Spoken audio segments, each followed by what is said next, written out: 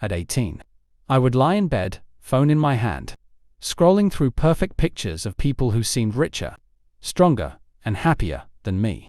Each photo felt like a reminder that I wasn't enough. I didn't see the truths that I was comparing my messy, real life to someone else's carefully edited highlight reel. And without even noticing, I was slowly tearing down my own soul. One afternoon, I caught my reflection in the window, and it hit me.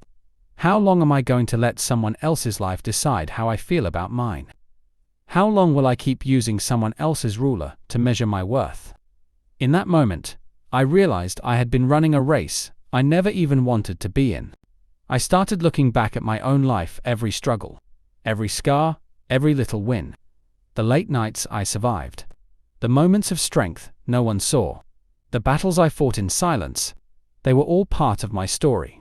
A story no one else could ever replace or rewrite. I remembered the nights I laughed so hard, my stomach hurt. The kind of joy no photo could capture. The moments where I felt completely alive, no camera, no likes, no filters.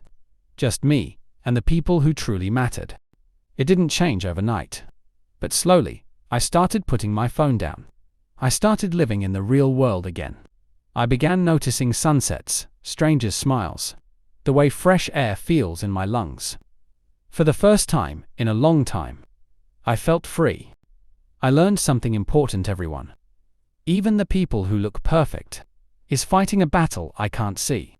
Behind the smiles and expensive clothes, there are fears, insecurities, and pain. Perfection is nothing more than a picture, it's never the whole truth. So I began focusing on me, my growth, my progress, my happiness.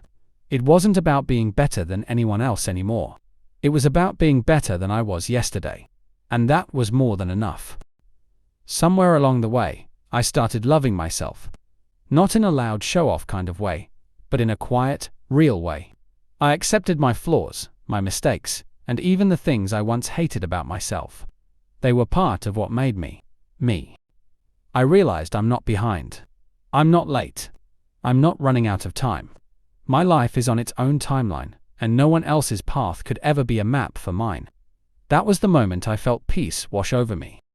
From that day, I stopped comparing. I stopped wishing to be someone else. I looked in the mirror and accepted the person staring back at me. And in that acceptance, I found freedom. I found myself, and I never looked back.